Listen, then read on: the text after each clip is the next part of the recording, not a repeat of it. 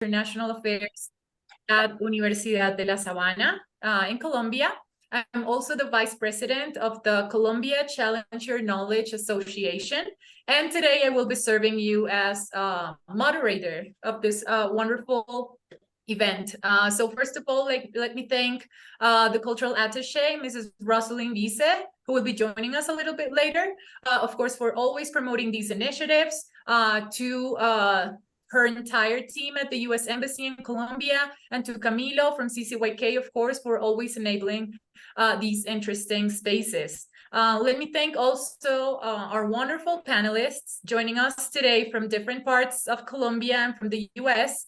They are here as they have all participated in initiatives that aim to foster US-Colombia academic collaboration with a focus on diversity and inclusion. In particular, CCYK institutions have been involved in 2 projects with wonderful results. Many of you or all of you may have already heard of them. The first one is Destination Colombia, and the second one is a wonderful project developed with HBCUs in the US and CCYK institutions. We have a very interesting conversation ahead, so I want to be very brief with my intervention. So let me just tell you how the methodology will work for today. So I will ask a guiding question to each panelist, who will have 7 minutes to introduce themselves. Tell us a little bit about your US-Colombia academic collaboration experience and answer the question that I will formulate, okay? I will then move on to a different speaker. It might be with the same question or with a different one. The aim here is to, cover as much as possible and allow you to, of course, share your experience and your knowledge. Of course, given the number of panelists that we have today, and you all have so many things to share, I would kindly ask you to be respectful of time so that we make sure everyone can participate. Okay, after the panel, we will have some time to answer questions from the audience. So I greatly encourage everyone to write down your questions in the chat, and we'll address them after the discussion. So without further ado, let's begin. So my first question is going to be for Dr. Charity Clay. Is she here? Let me see. I have yeah, I think there you go. Hi, good to see you. So this one is going to be for Dr. Charity Clay from Xavier University of Louisiana, and for Dr. Eder Intriago Palacios as well from Kansas State. So for both of you, the question would be, from your perspective and experience, is the concept of diversity and inclusion understood the same in both countries, or are there differences? Do you think those differences in geography, politics, history play a role in our interpretation of this concept? So we would love to hear from you. Don't forget to introduce yourselves and tell us briefly about that experience with Colombia. So Dr. Clay, let's start with you first. Thank you. Can you all hear me? Awesome. Good morning. Good morning, everyone. Good morning from New Orleans. I'm Dr. Charity Clay. I teach sociology and African American and diaspora studies at Xavier University of Louisiana. I was fortunate to be invited to join the CCYK initiative, where I traveled to Colombia. I was in Cali for a couple of days, and then in Cartagena to develop initially some COIL collaborations with different colleagues. So I developed some collaborations with colleagues in Cali for a couple of my classes, and then went on to kind of create a large-scale collaborative study abroad project. To your question, I think in my experience, there is greater understanding of geographic and regional diversity in Colombia with respect to understanding students, specifically Afro-Colombian students, and the different challenges to education they have. I think in the United States, we are understanding kind of racial diversity, but we still essentialize Black and brown people in urban communities, right? We don't acknowledge that, especially in the South, there are a lot of people that live in smaller towns. When we're talking about Black and brown folks, we're talking about the borderlands, and also just ethnic differences in the United States, because we racialize things in a way that doesn't acknowledge that there are people of different ethnic backgrounds that racially identify in a lot of different ways. That's kind of one of the reasons why this collaboration is so exciting, because a lot of my students, even at a HBCU, they don't think that there are Black people in Latin America in general, right? So their ideas of Latin American countries, they don't see a possibility for students that look like them or have similar beliefs or backgrounds or understandings. And I think that that's kind of one of the limitations that we have in the United States with diversity. I think that it's a little bit, I think because Colombia is the geographic landscape is part of the history and the culture in a positive way, right? Being, the country that sits on the Caribbean and the Pacific, that is, has such a terrain with mountains. I think that geography, that diversity in geography and location just becomes a little bit more centralized than in the United States, where we think just racial, maybe gender diversity, but we don't think as much in terms of regional and demographic diversity. So that's kind of one of the major differences I saw. So I hope I didn't take too much time with that. No, that was great. Thank you so much. Really interesting. Okay, Dr. Eder, please, if you would please introduce yourself and share with us your view on this. Sure. Thank you very much for having me here. I'm Dr. Eder Intriago Palacios. I'm a teaching assistant professor at Kansas State University in the Department of Curriculum and Instruction, where I teach educational psychology. I'm originally from Ecuador. This is my 4th year in the US, my 2nd year as a faculty member at this university. So as for the experience in Colombia, well, the visit to these 3 universities was really very enriching. We got to visit, Mona and I visited the universities and cities on the Caribbean. I had the opportunity to see this, the division of these successful, in my opinion, successful universities with great potential for international collaboration. In fact, I had the opportunity to meet a professor from University Uninorte, with whom we're working on starting a COIL initiative in the spring in 2024. So as for the question, well, I agree with Charity. There are some differences. Both contexts approach this topic as a super important one. Being a person from Ecuador, most of my life living in Ecuador and now in the US, I can see how these 2 concepts can be approached different, however, being important for both contexts. I think that, for example, the socioeconomic composition of the 2 countries make it, tackled in different ways. That in a way also creates points of emphasis to what is prioritized. For example, from the Colombia's perspective, I think that one of the universities, Santa Marta, they told us about how they had recently made a trip to an area in the jungle where they were supporting pre-service teachers, and they see that as an effort of including communities that are underserved in relation to not accessing what other sections of the society are accessing because of being isolated or being in remote areas. And that's just, to give an example of what we saw from an actual exchange of, conversations with professors in this University of Santa Marta. In the US, and I mean, I've been here 4 years now, but I think that the discussion is a little bit more centralized around Charity said, race, like including people from this country or for this other country speaking this language. It's kind of like the conversations around that, those aspects.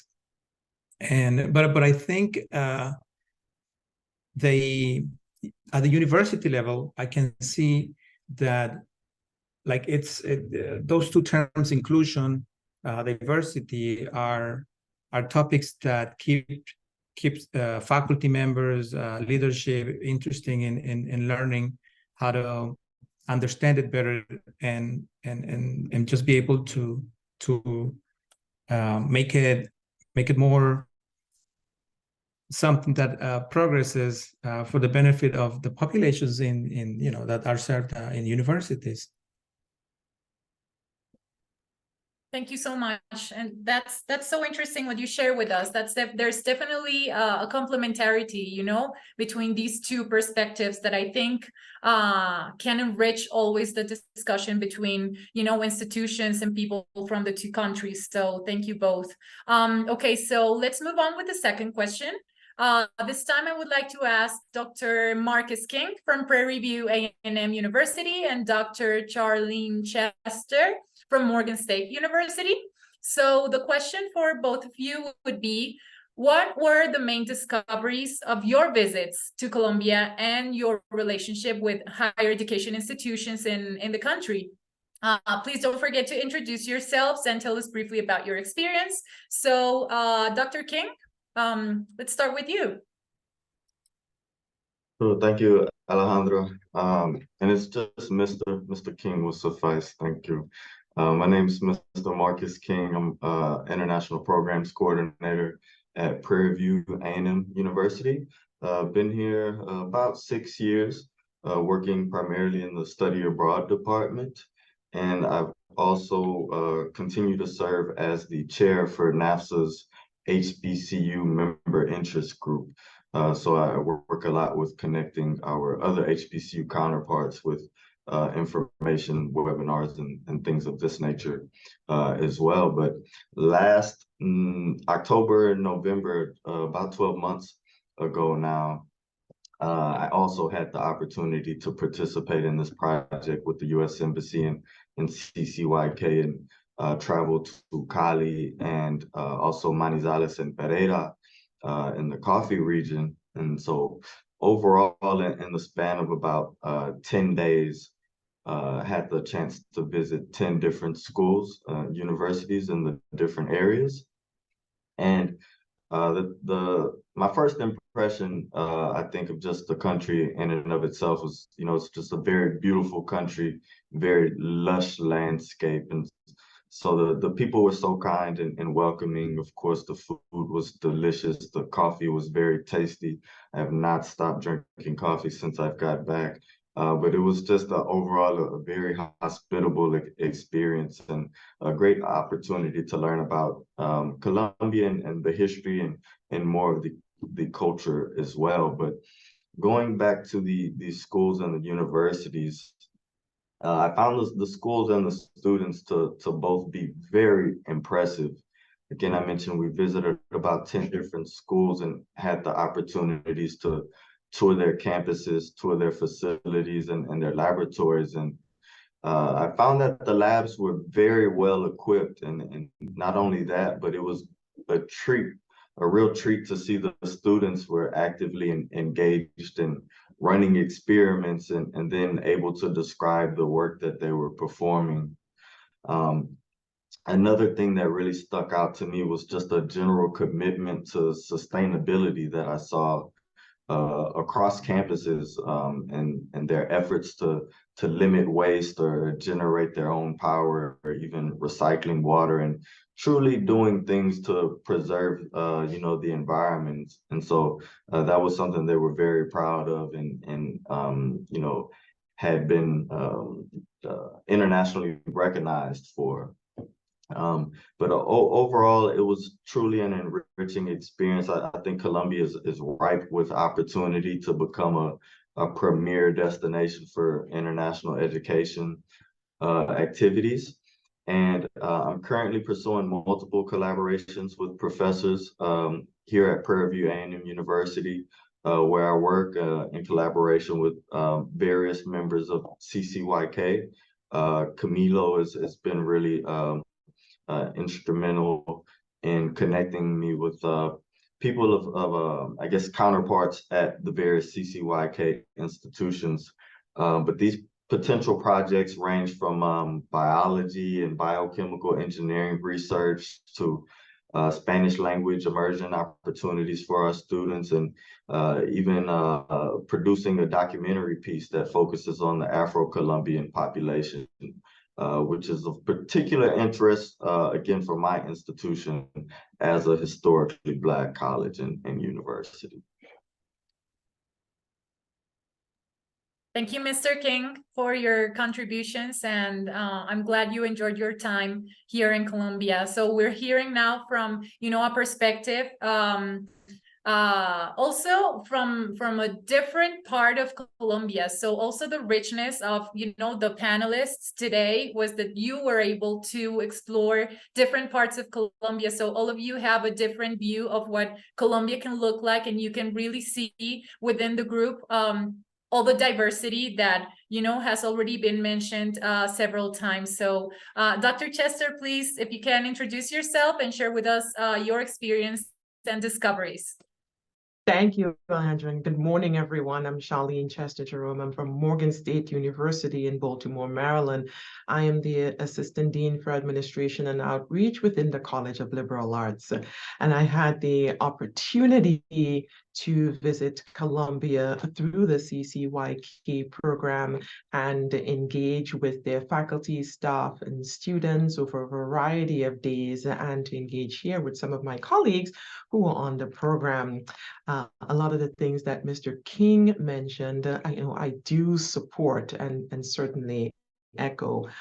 My first impression of the country, and I stayed in Cali, was some of the similarities that I saw of the environment with the Caribbean, which is where I grew up. So certainly the warmth, the foliage, some of the diversity, the biodiversity that was there, what was certainly a welcoming experience. The faculty, staff, students, and the administrators that we met were also very inviting. And some of the things that I can certainly share was the similarities of faculty in the research that we saw. So I had an opportunity to engage with faculty from the arts, humanities, and some of the sciences. And I saw some opportunities for faculty in the various institutions that I visited in Cali to engage with the faculty here at Morgan State University, and more specifically within the College of Liberal Arts, around the social sciences, arts, and humanities. So there are similar lines of research to offer possibilities for collaboration and enrichment of the research that we offer were certainly valuable. And I think that's avenues, to present avenues for us to continue to explore, and certainly supports one of the pathways for us to continue doing work together. So those similar lines of research. Next, of course, I saw the commitment to sustainability. While we toured all of the campuses with the water facilities, what's been doing with recycling materials, and that presented some similarities to what we do here on campus at Morgan State University. So that certainly was welcoming. We were able to have discussions around what that meant for the institution, for the environment, and for the students, and how they were interacting with those processes. And so certainly that was another similarity that I saw here. And of course, student access to resources, and how the institutions were supporting that for the students.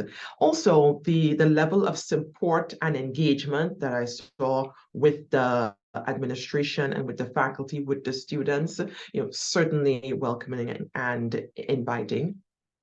another similarity to what I see here with our faculty at an HBCU in Baltimore here at Morgan State University. And so how the faculty would be certainly warm and inviting, and you saw that sort of open door policy where students were able to go in and ask questions and engage with the faculty as to whatever was going on at the moment.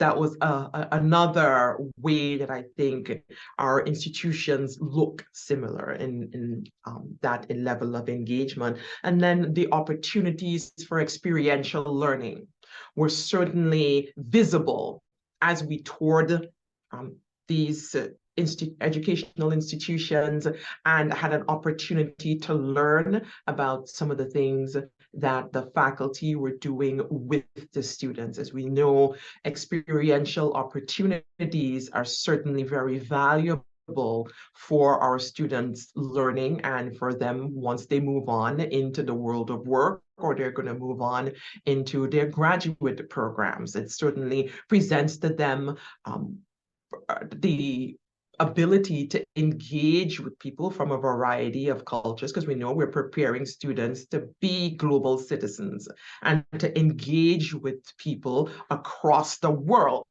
And so these experiential opportunities that I saw the faculty were engaging with the students was certainly very valuable.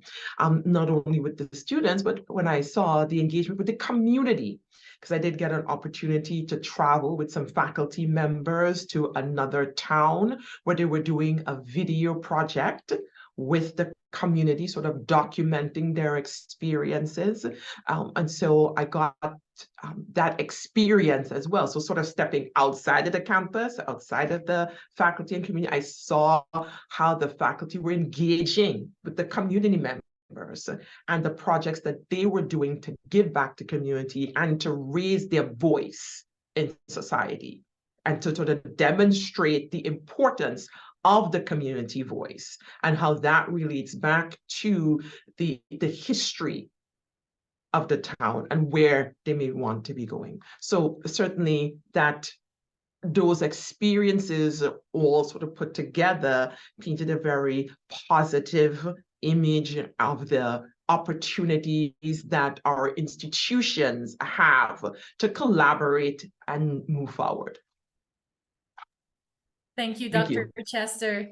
Yes, it's really interesting because your discoveries were more around those similarities, those things that you found that you could also connect to your institution, your system. And I think that's something that we tend to forget, and it's how similar and how alike are also our systems and our way to, sort of set up or organize our higher education institutions, because actually if we compare to other systems, I think we're very much alike the US education system in so many ways, especially in those trends. And when you mention experiential learning and community engagement, those are things where we can connect and find those collaboration opportunities. So thank you so much.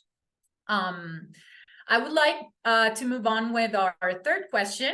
This time is for Dr. Iris Solano from Universidad Tecnológica de Bolívar and for Dr. Nicolette Daki from Texas A&M University, Kingsville.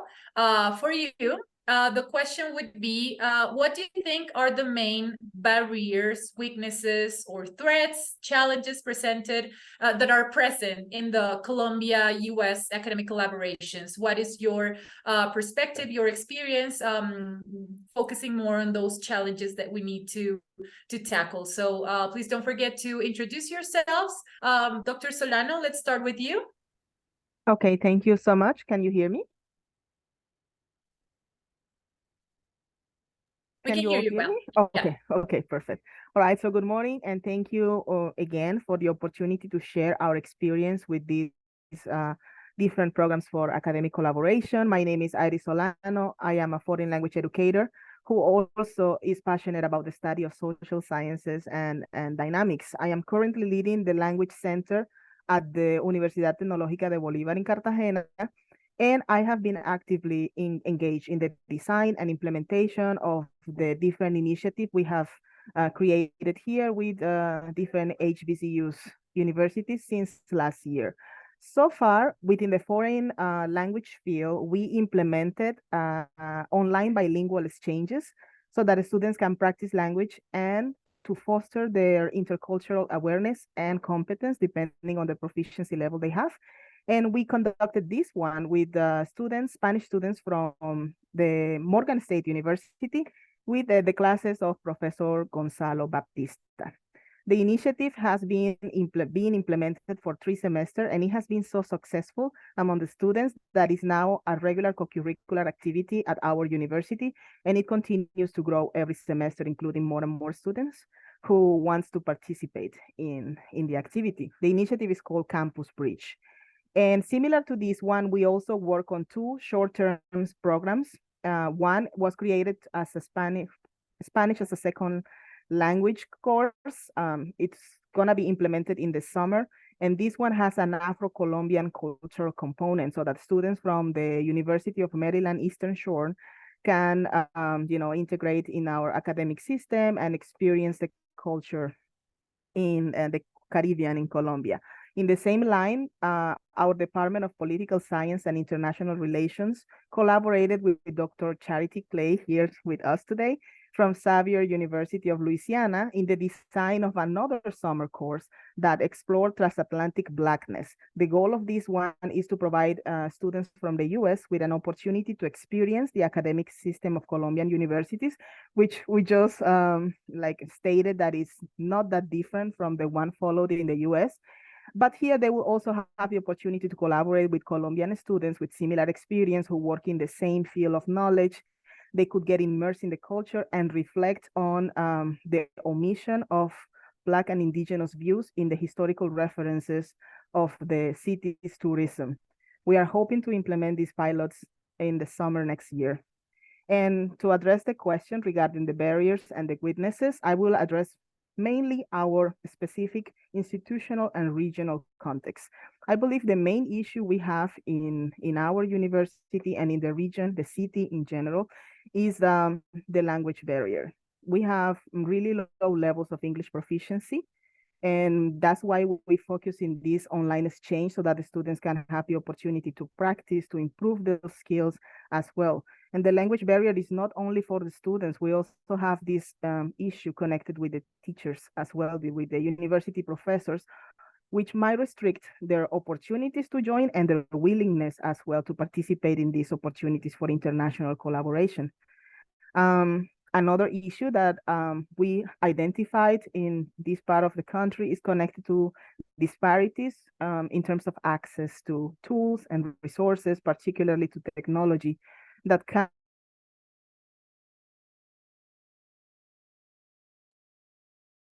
Did we lose her, or is it me? Yeah, let's give her. Well, I can't hear her. Yeah, I think it's her Wi-Fi. I don't Negatively know. and disrupt the progress of the projects.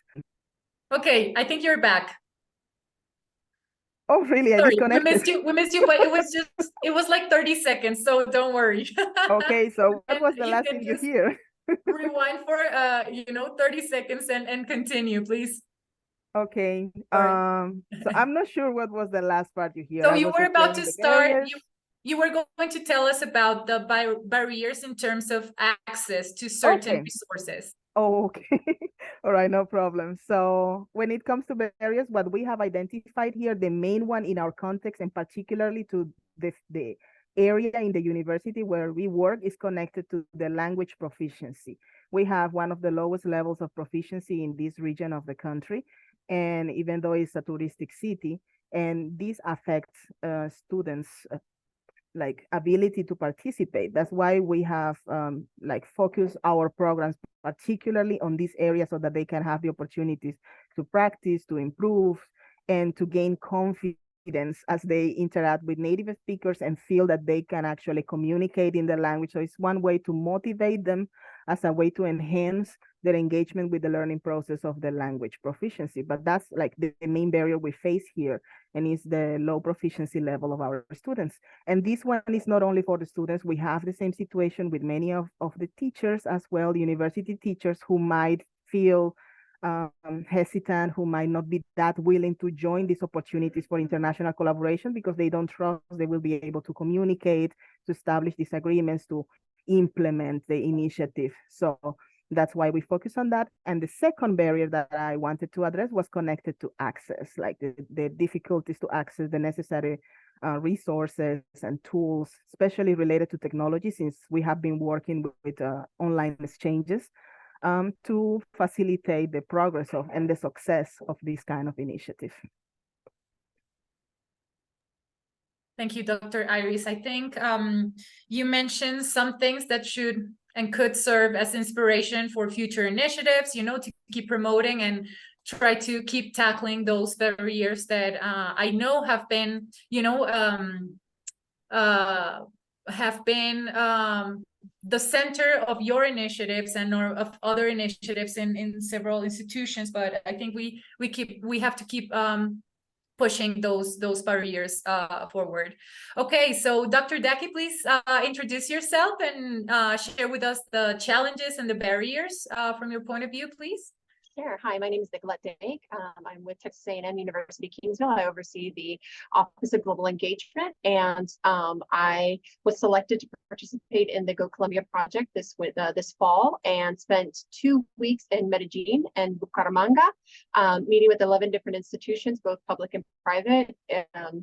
It was professionally and personally a very moving experience. I am actually Panamanian, and so I left Panama when I was very young, when I was 4, moved to Texas. And so coming back to Colombia, it kind of definitely helped reconnect to some of my roots, and able to see a lot of the cultural similarities and influences that our two countries share, of course. And so it was very beautiful on that aspect, but also academically and professionally, I was blown away.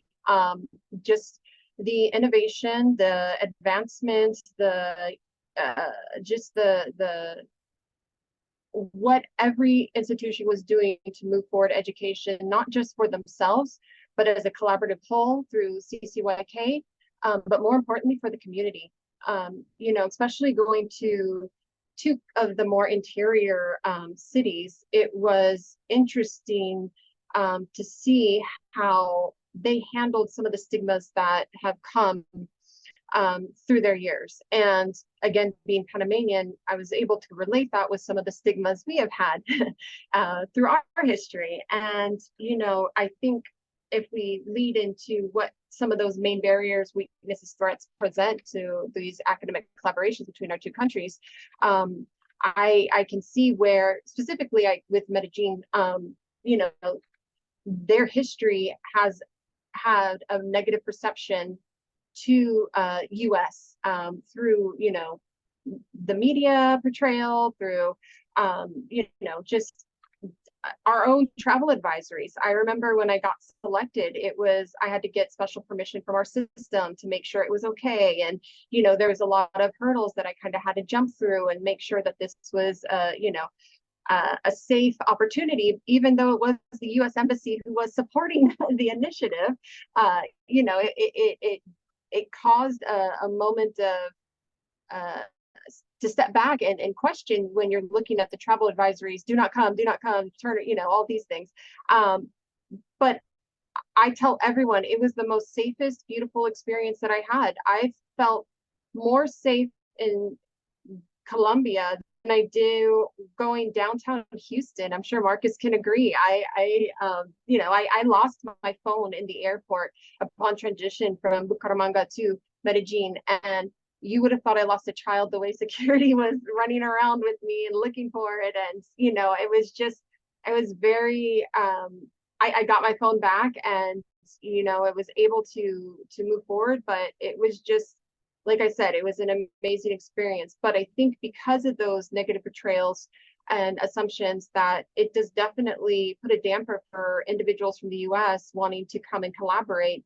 I saw that a lot with the institutions that I met. They had some great already established connections with US institutions, but it seemed more of a give than a take. A lot of the US institutions were going or partnering and not really reciprocating that exchange. You know, and I think that's a real loss, and that hurts, you know, the students, because the second barrier that I saw was, of course, the financial barrier.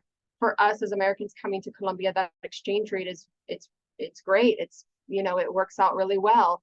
However, for those individuals from our partners and those students to come to the US, it's a major difference, and that's a huge barrier when we're looking at, you know, exchange opportunities.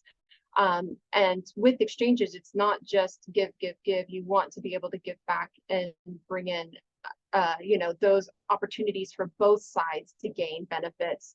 You know, and I think those are the two main barriers that I really saw. But I could see where collaborations such as we discussed with the virtual foil, with, you know, other opportunities where we could work around these issues, and hopefully, you know, they're not going to be as strong for us as we move into the future, and strengthen these collaborations.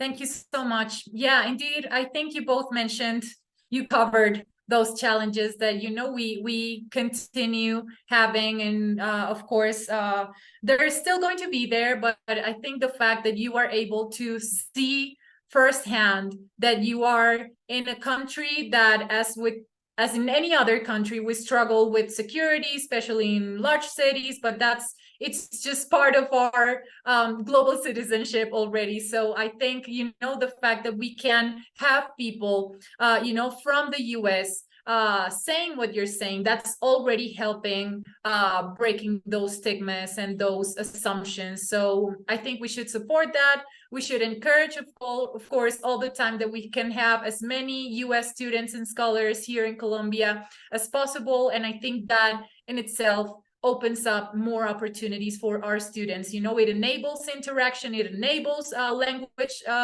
learning, and it just puts in their mind the idea that it is possible for them to also go abroad eventually. So thank you for sharing those with us. All right, so now moving to one of our last questions, I would like to ask both Dr. Mona Menking from Kansas State and Dr. Cristina Peñafort from Universidad Autónoma de Occidente, what you think is the ideal role of our national governments. You know, let's have some time to just think, what could we ask our national governments to support, to successfully enable these academic collaborations. So Dr. Menking, let's begin with your introduction first and your thoughts on this. Thank you. Thank you so much. I'm Mona Menking. I'm Director of Global Education Outreach at College of Education at Kansas State University in the Department of Curriculum and Instruction. Similar to people who have already spoken, I had an opportunity to be invited by CCYK and the US Embassy to visit and give feedback in how we can better collaborate in Colombia.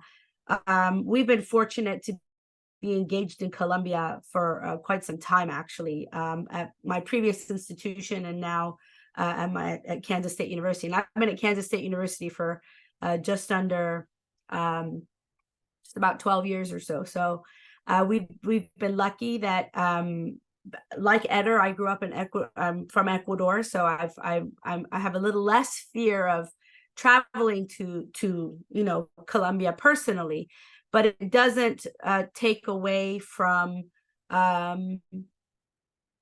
what it says on paper. So even though we're open and willing and want to engage in collaboration across the board, all over Colombia, the challenge is what's on paper. So when our administration looks at, you know, possibilities for engagement, and they see, you know, level 3, level 4, it immediately brings everything to a stop. So that is one of the biggest challenges, I think, as far as, the United States. If we can, if our government can support maybe explaining or putting out there more information on things like, yes, there is things in country, but it's not all over the country. Similar to Nicolette's experience, Dr. Triago and I visited Cartagena, Barranquilla, and Santa Marta. We did the trek by car. We didn't fly. We flew to Bogota and then flew to Cartagena, and then the rest of the way we did by car. We also did not feel unsafe. We did, not gonna lie, hit a moment where there was a strike or some kind on the road, and we sat in our car for about 4 hours before we decided, nope, we're stopping here and we're getting out of the car. Camilo was amazing through the whole process. He told us, go back to Barranquilla. We were not going back to Barranquilla. We were literally 20 minutes away from our destination in Santa Marta. But we spent the night in this little town, in this small village, and it was the best experience we had. And probably the highlight of our trip was the maduros we had at this restaurant. But anyway, that's a different story. I think that, so as far as our government is concerned, I can say, if both governments can come to some kind of consensus that travel warnings do have an impact on these types of opportunities. Right now, we have, as a result of our visit to these universities, one of our faculty members put forth a proposal to lead a study abroad, a faculty-led study abroad to Uninorte in Barranquilla. And because the setup is amazing, they have the perfect setup to receive study abroad students. It's the caliber that it needs to be. It's the experience they need to have. They have a beautiful campus. They have beautiful arrangements. Everything is exactly how it should be for a perfect study abroad experience. European universities have been sending for years and years and years. And here we are behind the 8 ball, ready to send. And the first thing that happened, that as soon as we submitted the paperwork, our university said it is a level 3. It's at level 3. And it kind of put everything to a stop. So I don't know what it is that our government can specifically do, but I think that would be a great benefit to better engagement, is if not, I know we can't go in and say, hey, take it off. I understand that. But if we can be given as universities some kind of support from the US Embassy, from the Colombian Embassy, obviously not reassurances, because stuff can happen anywhere, but something that will help educate our administration on it's by city, it's by county, it's by area, whatever, something that will help educate people about what travel warning means, and how whether or not it's okay for us to take students doesn't necessarily, I mean, it is okay for us to take students because it's been happening for years with other countries successfully. So that's, I think, as far as I can share as what I feel that it could benefit these type of exchanges and interactions. To piggyback on what Nicolette said, I really do feel that it's a missed opportunity if we don't do something. You guys have been very active in sending. Colombia is one of the highest sending, despite all the visa stuff, countries sending to the United States, despite the financial struggles, despite the exchange rates and all of this. And we just have not been given that same opportunity to engage in Colombia. And it is genuinely a missed opportunity for us as American institutions. So I do hope that is and just to stay on topic on DEI, when we were in that region, the opportunity to engage with the Afro community in that region is huge. And I think it's definitely something, whether it's HBCUs or non-HBCUs or minority serving institutions or not, it is so rich and something that I think that all humanity can benefit from experiencing, because the music, the culture, the language, it's just amazing. We had a wonderful time, Dr. Intriago and I, traveling through that region on the ground. So I think that, and if anybody is ever in what was the name of the town, Eder? What was Ciénaga. Ciénaga. If you're ever in the little town of Ciénaga, go to a restaurant by the name of Chile and have some delicious steak and maduro.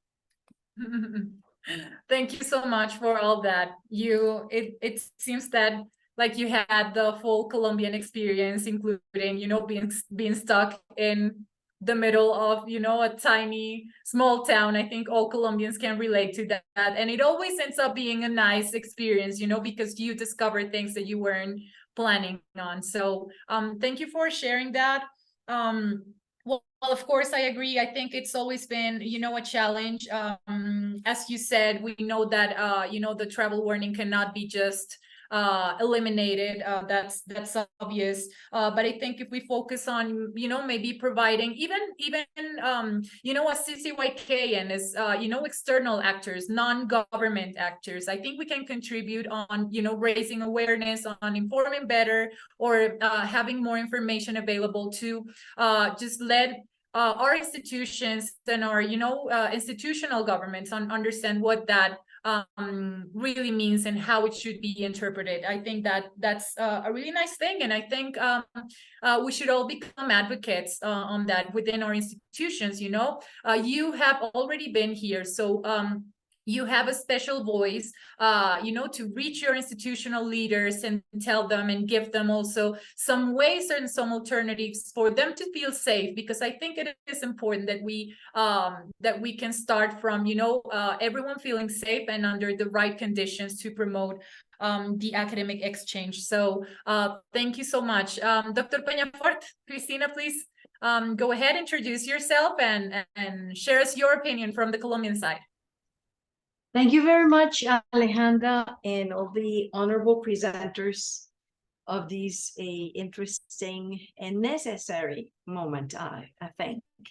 My name is Cristina Peñafort. I'm currently the Director of Internationalization at the Universidad Autónoma de Occidente, located in Cali, Colombia, where we had a wonderful experience to have Mr. King, as well as Charlene Chester here, and we're very, very happy. And to have you all here also before you went to the different cities at that time.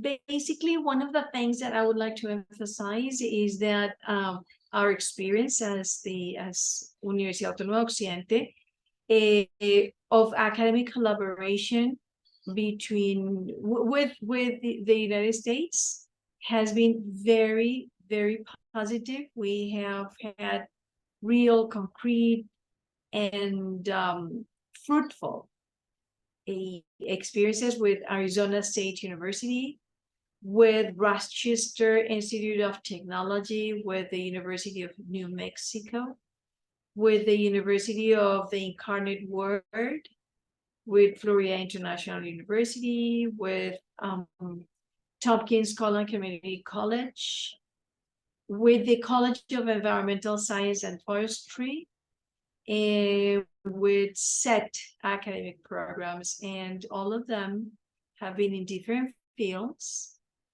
We have learned a lot. We have suffered at some moments, facing obstacles, but enjoying also when we have overcome them together.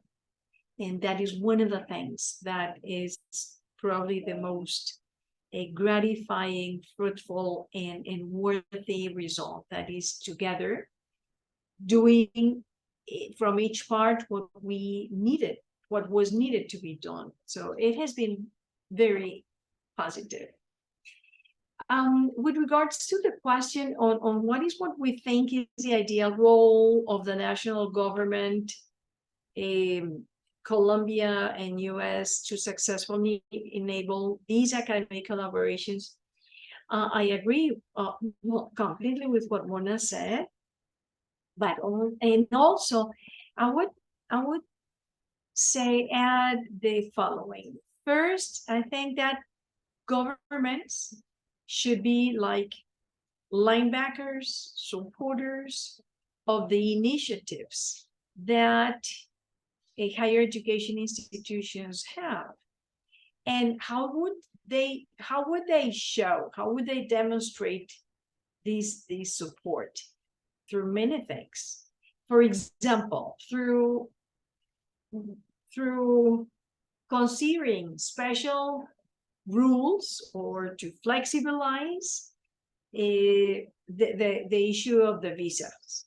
The visas are a really weak point for our academics to be able to go to the States, and also our migration unity should be very careful to grant the permission that is the one that should be granted to the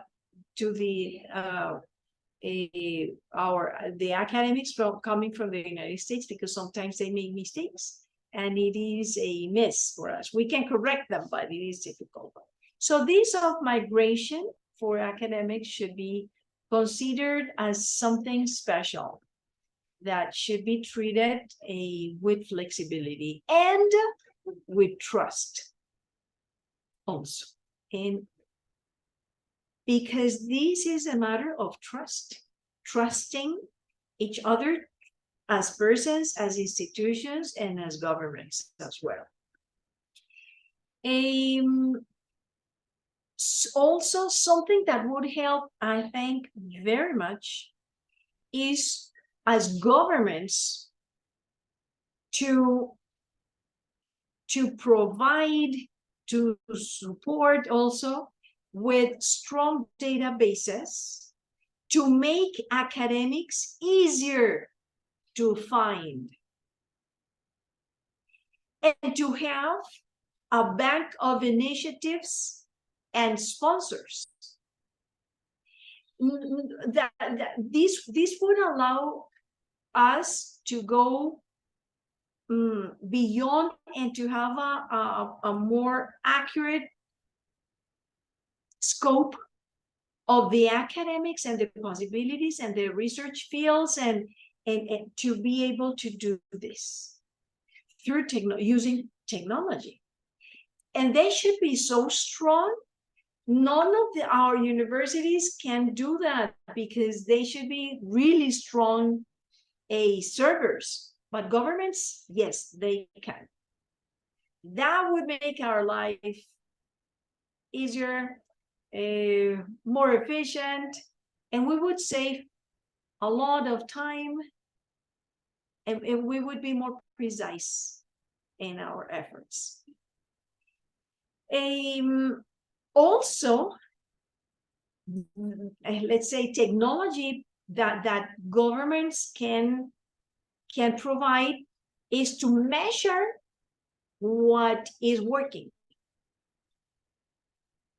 If we can identify what is working, hence what is not working, could help us also take advantage of all our efforts in a more effective way. And if things are working, then that should encourage everybody, governments, universities, research centers, academics, students, and everybody, because that is something that would push up our spirit, our morale, our desire to work. Same thing with the things that are not working. That would be an opportunity to fix things that are not being done in the way that they should. And also, I think that governments should allow real participation of academics into public policies. And in this way, governments should train academics to engage with policy. If we want it or not, policies rule us. So we better participate qualitatively in public policies. But so we need to know how, but there is a need of academic participation, real academic participation in public policy making. Something else that our government could do in this sense is to reward policy engagement. I mean, this goes one thing together with the other. And also, governments should really pay attention and work and encourage people, their people, to be fluent communicators. So collaboration can really go smoother, because sometimes having a fluent communication with the officials is very difficult. Why? Because they have a lot of things to do, or because whatever reason. But it is important to have fluent communication with collaborators. Communication is a cornerstone. Mm-hmm. And naturally, I think that all of us have this in our mind. Governments should be co-founders. So we would put our financial resources, but governments, I mean, they are stronger, and we need the resources of governments. Basically, that's what I think would be the ideal role of national governments to successfully enable these academic collaborations. Thank you so much. Yeah, that was very, very comprehensive. Thank you for sharing your thoughts. There are so many things to, sort of react on what you just said, but all in all, I think there are many things that are being done already.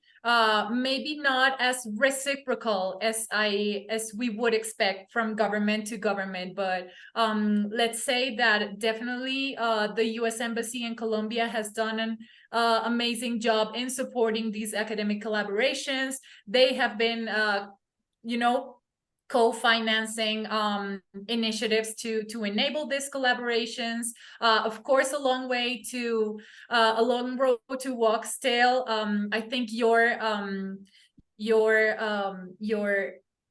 this element that you mentioned on how do we influence policy from academia, that would be such a wonderful issue to discuss and to for a future project or something like that, because I think in the US this interaction works very well, and we can learn also from those experiences. I think academic advocacy for policy purposes is very interesting, so thank you for bringing that up. I think, well, this has been a wonderful discussion. We still have some minutes before we can open up the questions. So I would really love to finish with a dreamy note. So I'm going to throw one question to all of you. And I think we can have maybe two or three short contributions from your perspective. So the question I would like to finish with would be, where do you see our US-Colombia collaboration on these issues in 15 years from now? So if we continue working, if we can do this, let's hop on a time machine and let's think, where do you see, how do you see this collaboration in 15, 20 years? Who would like to react to that?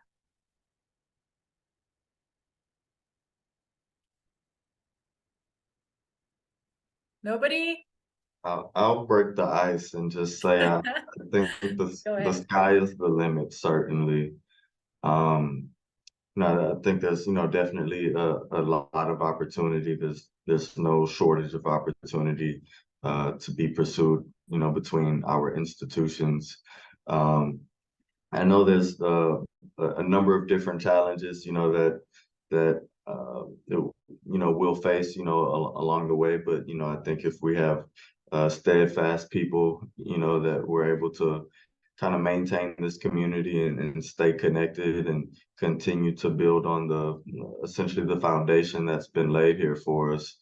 You know, I think there'll be much more opportunity for student and staff and faculty exchange.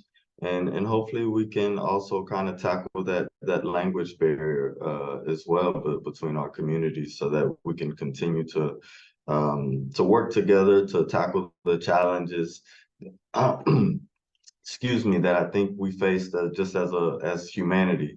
Because I think you know, academia could definitely play a role in coming together and tackling some of the things that we're going to have to figure out, you know, as a people going forward. Thank you, Marcus. Anyone else that wish to share something you envision on happening in 20 years? Please go ahead. Well, I think, you know, again, coming from Panama and knowing it's one of the top destinations in study abroad, I could see Colombia right there along with them, honestly, if not passing them, and Costa Rica. It's just such a rich, diverse country with so much to offer that, you know, eventually I think these hurdles will get addressed and worked through, or at least in a manner that is applicable for both sides to continue these collaborations. You have an advocate in me, I know, with everybody here on this panel. And like you said, so as long as we help spread your message and continue to, you know, build these collaborative efforts to show, not only tell, but show, because that's so important to have that actionable outcomes behind it. I think, yeah, Colombia is going to be just booming, and it kind of makes me a little sad because I feel like it's a little treasure right now for us that know. But you know, it's definitely the world needs to experience it, because it's just it's a beautiful country, beautiful people, and just amazing in everything that you're doing. Monica said it best, you know, Europe has been taking strides with their collaborations, and it's time for the US to catch up, because we're definitely behind. Thank you so much. Yeah, would you like back on that, Nicolette? Again, I think the history is history now. You know, a lot of it. Eder and I are from Ecuador. We're seeing what's happening in Ecuador right now. I'm sure all of you are seeing what's happening in Ecuador right now, and where it's gone from being the most peaceful country in the region to just kind of terrible situation there right now. And we had a lot of initiatives in Ecuador. We've had a lot of initiatives in Ecuador, and now we're having to kind of put them on pause because of what's going on there. And I think that you're absolutely right, Nicolette, that and Marcus, that the sky is the limit. And I think that what CCYK is doing, and you know, seeing you guys at NAFSA year over year, promoting your universities, I think that you guys need to just keep doing what you're doing. Education is key. We just have to keep learning more and more about what Colombia has to offer. And what Christina said about already engaging with a lot of very well-known US institutions, hopefully that will help some of our other the other institutions that are trying to start to engage, you know, follow their lead. And hopefully by being able to say that, hey, you know, these other universities are already engaging, our universities will give us an opportunity to do so as well. So thank you to CCYK for sure, and obviously the US Embassy for supporting us. And there's a question in the chat about that, and I think that is definitely a valid question on what can be done just to help support, to counteract or support that it is safe to, you know, visit Colombia and so on with the travel warning and stuff. So we look forward to see what we're all able to do. Well, thank you. Thank you all so much. This has been really, oh, Christina, would you like to add something? Yes, I think that one of the things, thank you, Aleja. One of the things that universities both in both countries should do to maximize this or to let us dream with stronger and permanent relationships is our institution should get the time and give us the time, really, as part of the projects, to get to know each other deeper. That should be part of the projects. Time to get to know each other deeper, because that would really make our relationships long-lasting. Basically that. Thank you. Thank you. Yes, that's true. Sometimes we forget that. All right, I see Rosalyn and screen. That's amazing. Actually, since the one question that we have in the chat is actually related to the US Embassy, so it's perfect timing. Rosalyn, thank you so much for joining us, for finishing the panel. Let me just thank everyone, all the panelists, for sharing with the audience and with me your experience and knowledge. It has been very wonderful to be able to share with you. Well, I don't see any other questions in the chat, so let me just give the word to Mrs. Rosalyn Wiese, the Cultural Attaché from the US Embassy in Colombia. Thank you so much for joining us, and please, the word is yours. Thank you. Can you hear me? I just want to make sure that I'm being heard. Yep. Well, good morning, everyone. For those of you that don't know me, my name is Rosalyn Wiese, and I'm the Public Diplomacy Officer at the US Embassy in Bogota. Thank you so much to our panelists for sharing your experiences and your valuable lessons learned. The session has been extremely enlightening for me, and I've taken note of all of the challenges and opportunities that you've mentioned. In my capacity at the embassy, I've seen the role of higher education in our bilateral relations, as well as the increasing interest of higher education institutions from the US and Colombian establishing connections. I've participated in the high-level dialogue with Colombia earlier this year, in which I was able to see the relationship between our governments and a genuine interest from both sides to promote inclusion with respect for the ethnic and cultural diversity of both nations, which is really important and something that, that I know is key to building these partnerships. It's our mission to help create and maintain academic and scientific collaboration between our two countries.